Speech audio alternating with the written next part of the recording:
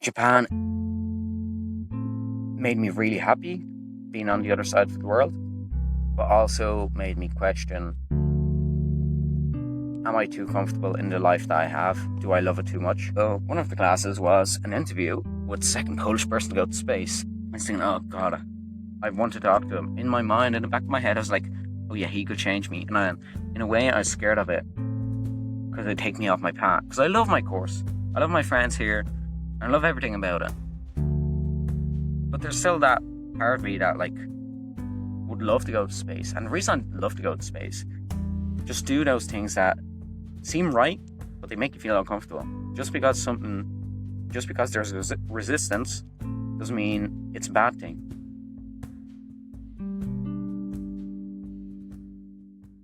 Hello everyone, welcome to the Business Student Podcast, where I show you that financial security and fulfilling your dreams are not exclusive.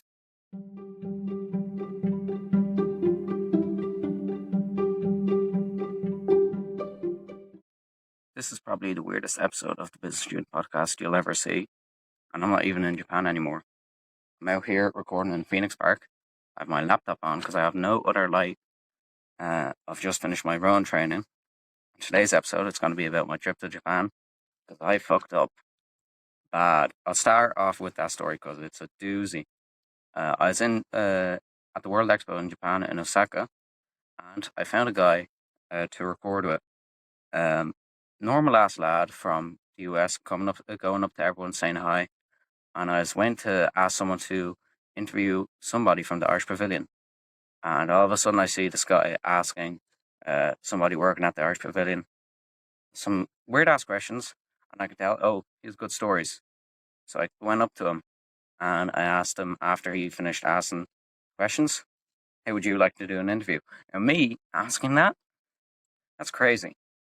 My social anxiety was through the roof, actually, because I was like, no, you can't do this, Carl.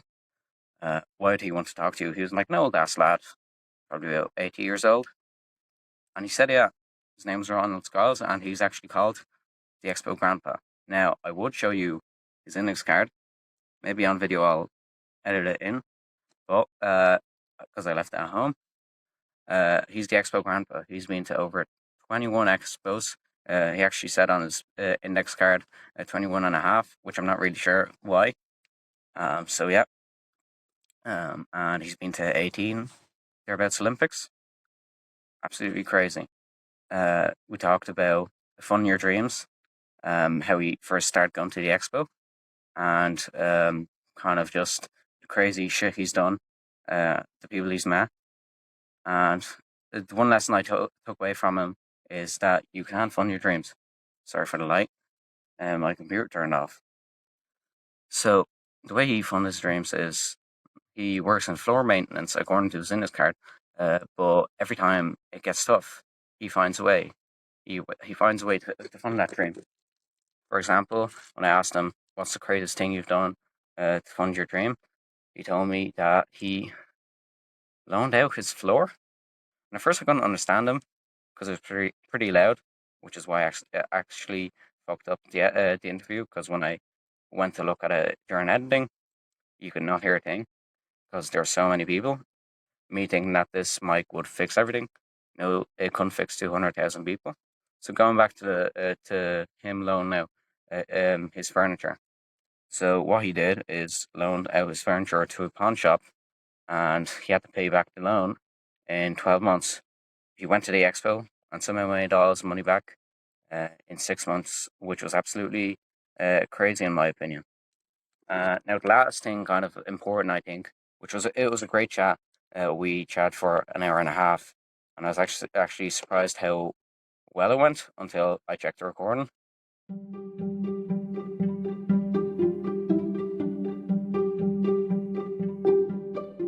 We're starting a new tradition on the podcast where each guest will ask the next guest for advice with something they're struggling with. So the thing I asked him for, because I need help with that, is I really struggle with binge eating. I cannot control myself in a kitchen. I've always had a very hard relationship with food. I had anorexia during COVID, then I thought I got out of it, and I guess it evolved into binge eat. And it's quite hard. I was first going to record this in my kitchen, to show you the severity of it, but I'm here right now. Whenever I'm in the kitchen, I just rummage through the cupboards. And you might think that, oh, everybody does this, Carl, but no, they don't. They don't walk into the kitchen at 5:30 in the morning before they go to the gym and end up going through the cupboards for an hour, uh, while waking up my parents. And when they wake up, they look at me, and then I go, oh, and then I feel the shame, and I try to hide it. I run away to my room with the bread slathered with butter and sugar, and I feel shame. And I've struggled for this with this. I've only realized it was a big problem last year. So I asked them, how can I get some help? And he gave me the right answer, the answer I needed, the answer I knew was true, but I didn't want to accept because I didn't want to accept that I was sick. He gave me the advice to seek medical help. And that really hit home because this stranger, let's say, doesn't care about me. They don't know me enough to care about me enough. He's probably met thousands of people. And, him saying that made me realize the thing that all my friends have been telling me to get help, like professional help, with binging and other stuff in general. What my parents have told me, what my whole family has told me is to get help, but I needed to hear from a stranger. So I will seek medical help. I signed up to therapy recently. Um, among other things, it was because I was really jet lagged, which is not an excuse, but I made some bad decisions, showed at people I care about, and just really fucked up. And now I kind of hate myself. But, that's the life of a business student that takes on too many tasks and then gets jet lagged because he was watching Mamma Mia in the plane, um, which now I'll talk about actually because flying to Japan. Well, you're probably asking first why did I fly to Japan? So I work with a company in Poland called the Warsaw Institute of Banking, and they're running government funded projects that cater to that work with schools like mine. My school is a Polish weekend school. I teach maths there, and through that kind of job, they once visited us, and I kind of got looped into this project. So the project is about promoting economic education and entrepreneurship in schools. And as you know, I love entrepreneurship, so I was like, okay, I have to do this, even though I felt like, oh, I have too many things going on. I have a book to publish. I'll probably get a job in my the job I usually get, which is exam craft during the summer. I won't have time for this. I ended up having time, a lot of time, and it wasn't that bad. And then out of this, a Japan trip. So at the trip, I was just they were doing international classes, and I was taking photos, and it was great. And I felt a lot of the imposter syndrome just disappear because for a long time, especially during the summer, I was like, how am I actually contributing to this? Why are they paying me for this? I don't deserve to be here. I'm way too young. What do I have to contribute? And I realized, oh yeah, I have something to contribute. I have my own perspective. I ran a school shop in my Polish school for many years. Oh, 3 years is that a lot? I don't know, but I have a new perspective. I have a young perspective. I could have taken photos. I'm fun enough to be around to work with. So, that's the reason I was there. And maybe they just saw some potential in me, which is great because I got to go to Japan. So, at the expo, when I was taking photos for the international class they were doing, one of the classes was an interview with the second Polish person to go to space, Dr. Sławomir Uznański-Wiśniewski. Yeah, just as hard as my name to pronounce for you English, not English people, but Irish people, wherever you are based. Yeah, and that was actually just a great experience. But there's two things I realized from it is that after the interview, just a bunch of other people from the pavilion just came up rushing to him, asking for things, and I could tell, oh, should I do that as well? He's a human being. Why am I trying to push my book onto him? I ended up giving him my book when I had the chance, when he wasn't being swarmed by just other adults who were acting like children, forgetting that this guy's also a person, just trying to get something out of them and not actually trying to connect with the guy.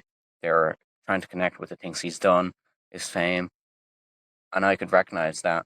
And I was like, no, I don't want to do that. I want to treat him like a person. So I ended up giving him my book. Reason why I gave him my book, my poetry book, is because in Polish it's called "The Dark Side and the Bright Side of the Red Moon." That's the general translation of it. Actually, the literal translation, but if you look, and because it's funny, he went to space. But I think the reason why I really wanted to talk to him is because, in a way, I wanted him to change my perspective on what I want to do in life. As a kid, I really wanted to go to space. Um, for example, the thing I'd always show off to our neighbors when they'd come to our house is, oh, I can say all the planets in the solar system, and I'd be like, uh, God, have I actually forgotten them? Venus. Oh God, I've actually forgotten the first two. It's Venus something, Earth, Mars, Jupiter, Saturn, Neptune, Uranus. Yeah, and then I'd also say Pluto because I wouldn't accept the fact that it's a dwarf planet. Yeah, I know it is, but that was what 5-year-old me. And another thing that shows you how much I want to go to space. Whenever we're like in a big corridor, or it's actually just my grandmother's corridor. There's a video of it somewhere. I probably can't find it to edit it in. I'd be standing in the middle of the corridor, tiny little me. Imagine I'm already quite small, 5'5". They call me Little Carl, but back then I was tiny, and I'm standing there, and I try to launch, and then it's like 5, 4, 3, 2, 1, lift off. Of course in Polish, but yeah. And I don't actually know when my dream to go to space died off. Like my interest never died off in space. I write in my poetry so much about space. But last year, uh, well, yeah, after the leaving cert, and then when I was trying to change my CEO, well, there was still time to change my CEO. I thought to myself, is business what I really want to be doing? Because there's still that part of me from childhood that is like thinking, oh, but this is actually what you want. This is what you wanted as a kid. And to some extent, it's hard to tell. The things we want to do as kids, are they the things we want to do as adults? Because, for one, yeah, like there's no, as a kid, you have no societal norms put onto you. You don't care about, is this profitable? Will this keep me alive in this economy? But on the other hand, interests can change. And I was like really anxious about it for a week. I was asking just tens of people, as I always do with everything in life. That's why you'll realize about me is I asked for everybody's opinion. Not that it'll always change my opinion, but I still want to take it in, add to that my context, and then decide for myself. And I was asking, should I change? And I was probably going to go to UCD or just join the Polish military, which I was actually trying to. I was nearly enlisted for. I was meant to do the fitness test and see if I was fit for it, ready for the army because they're doing that in Poland right now. Last year, 2 years ago, and I'm not registered there now in Poland, so they're not chasing me anymore. But so yeah, I was thinking of either I go to UCD for astronomy course. I don't remember what it is at this point. And I could get in because they take geography as a lab science, which is quite odd to be honest. Geography, lab science for leaving cert, really? And I was thinking, oh God, do I change it? And I made like a list of pros and cons in my journal, which I do in French. And I was like, oh, le pro Licon. Oh, what do I do? What do I do? Do I be like my kid? And then it's like eventually, no, just take the boring route. And getting back to the Expo now and the Astronaut, I was thinking, oh God, I want to talk to him. In my mind, in the back of my head, I was like, oh yeah, he could change me. And in a way, I was scared of it because it'd take me off my path. Because I love my course, I love my friends here, and I love everything about it. But there's still that part of me that like would love to go to space. And the reason I'd love to go to space, it's not altruistic at all. It's not altruistic at all. It's quite selfish. Is I just want to write a poem about space. I just want to write poetry in space, explore space, see everything, write a poem nobody is writing about, and that guides a lot of my thinking. I want to write a poem about it. I'll do crazy shit. I'll cycle out to Blessington, which is 40 kilometers away from my house, out of on a random Sunday. And that's not really random. It's quite a Sunday thing to do.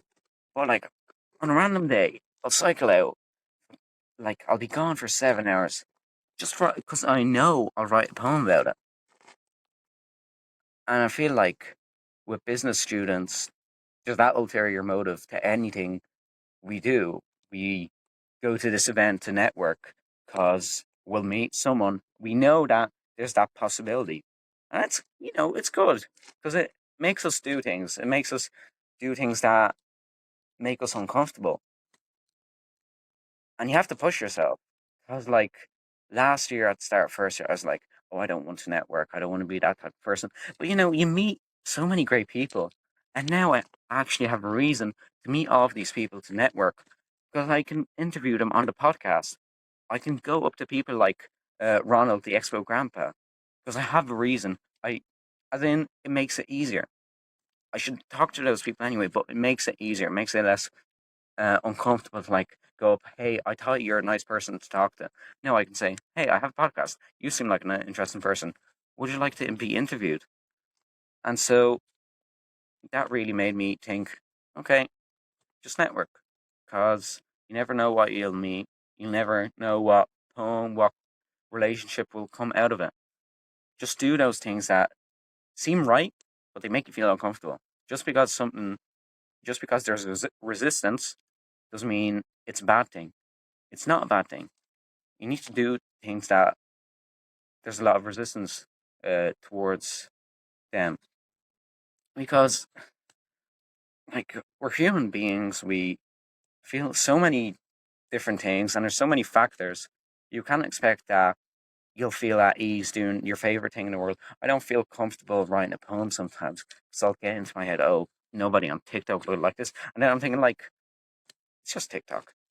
So like do that uncomfortable thing, say yes to that thing. That's why I said yes to the job with the Warsaw Institute of Banking because I know it'd lead something like this. I knew that I'd go to Japan. Okay, and on that tangent about the astronaut, let's actually talk about Japan and how it made me feel because I feel like a lot of business students, um, they do want to travel. Any student really, but I guess to relate to you, to somebody that just is resourceful and sees those opportunities and seizes them. Japan made me really happy being on the other side of the world, but also made me question, am I too comfortable in the life that I have? Do I love it too much?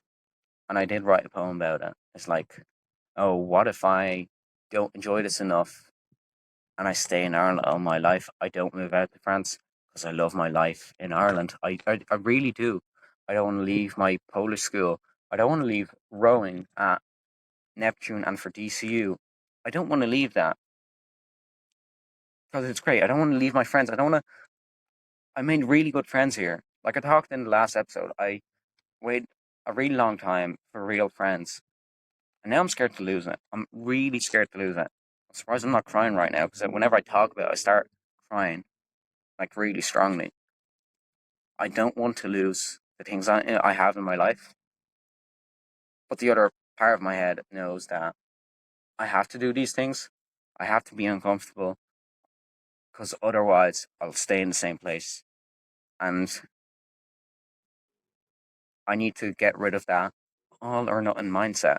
Just because I leave for France for 2 years doesn't mean I'll lose all of my friends.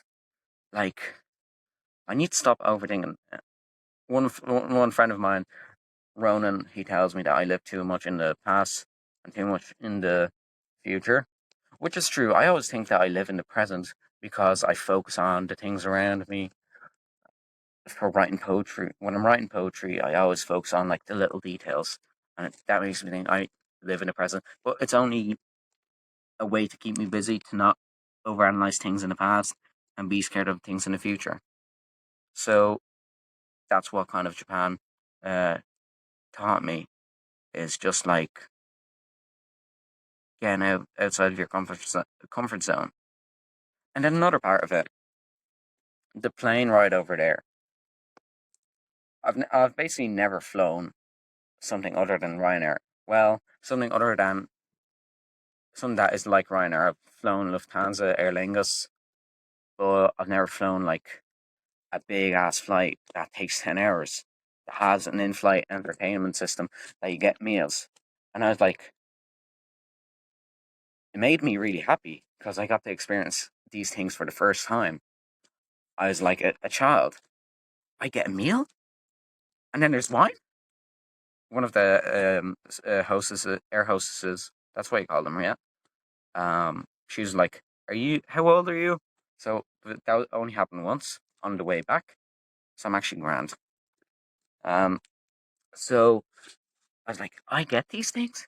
Then I can watch a movie. I watched a movie from a list one of my friends made me, and it was like I was really not run on a lot of sleep. I was running on 3 hours of sleep on the way back because on the way to Japan, on Air China, they didn't have the movies I wanted, and they didn't give us headphones. So I had to suffer and sleep and write some poems and then read a book. Oh no, boohoo, Carol. But on the way back, I watched about 4 movies. I could have been sleeping. I was like, I'm watching Mamma Mia.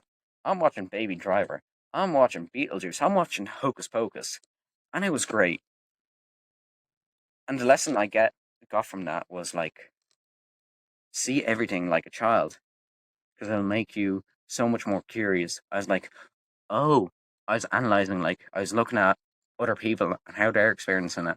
And I'm just telling this to myself in my head that I was so much happier. But I was like so happy and I was so open to everything.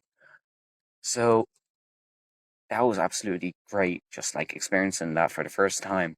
And I hope I never lose that curiosity about just going on planes, because I love going on planes because it's a way to shut me out. And in a way, it was like, oh, I can watch movies. So now I'm actually not as connected as I'd like to be on a plane.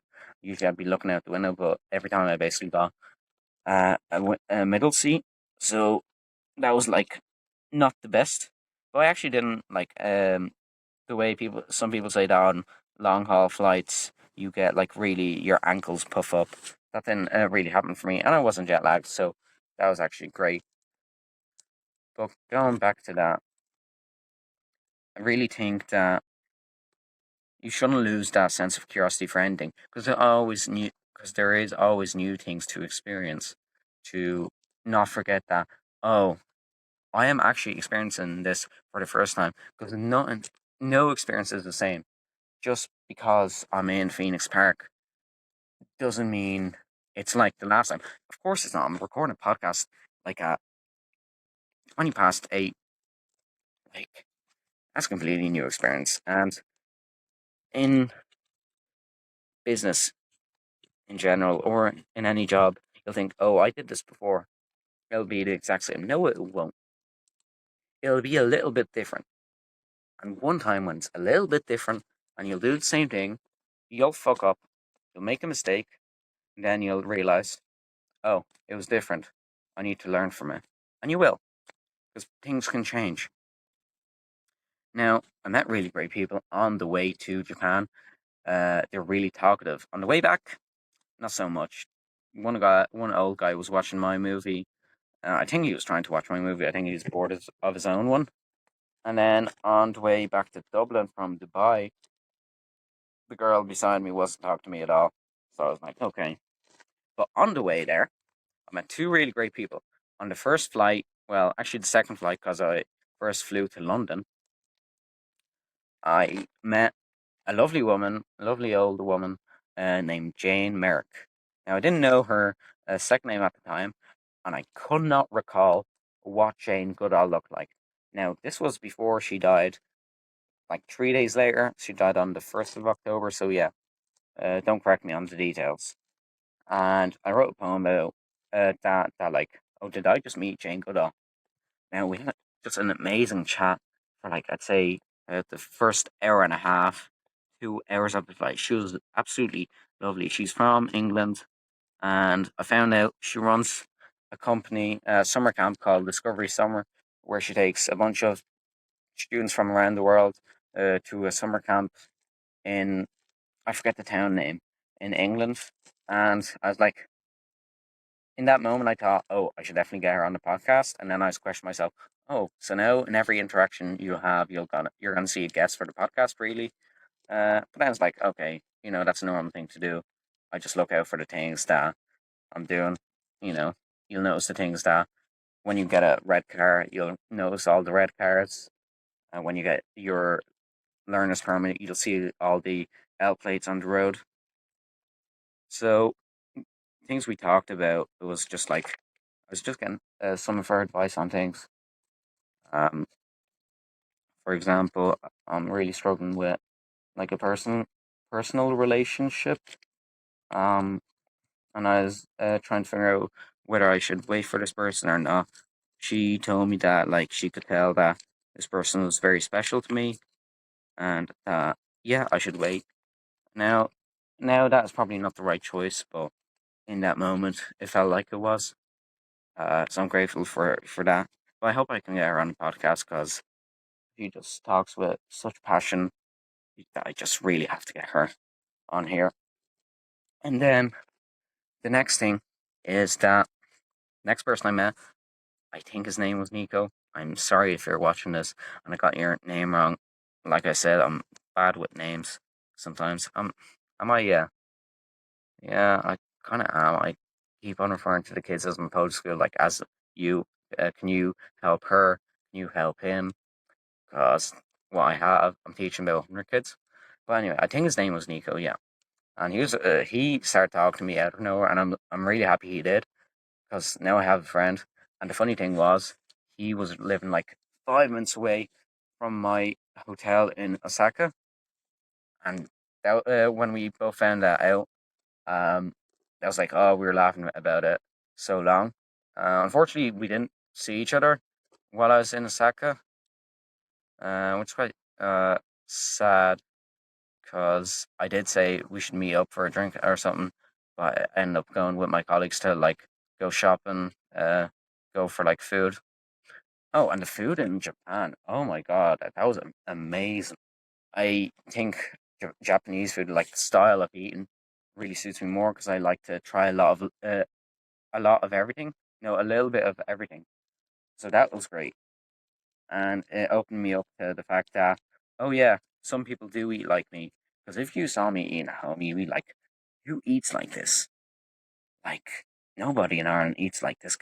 Because yeah, some people are disgusted by the food I make. As in, it looks bad on the outside, but tastes good enough on the inside. And it's kind of in a bit. Sometimes it's functional because I have to rush to a lecture, and I come back from the gym, and I only have like 20 minutes to shower, eat, change. So yeah, sometimes it's just really functional. It's like a carrot, cottage cheese, maybe some spinach. Yeah, just all mangled together. So yeah, that's kind of, I'd say, everything from this trip in Japan.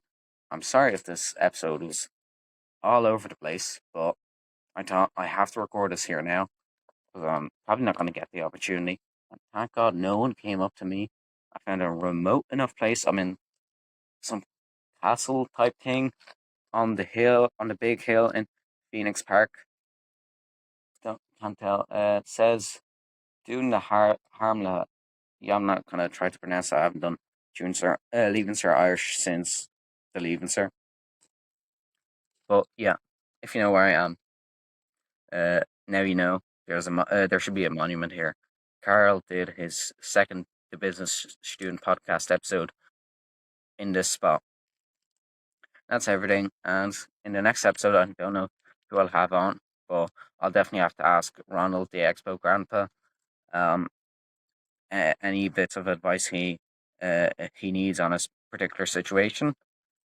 And if you have any thoughts to share, please do, because I need to know if what I'm doing is right or if I'm just like being too much of myself and people actually don't like that. So, do all the regular things. Share with your friends. Please do share with your friends. Leave a comment, leave a review, 5-star review, please, maybe. And just all the things other podcasters tell you to do. So, see ya.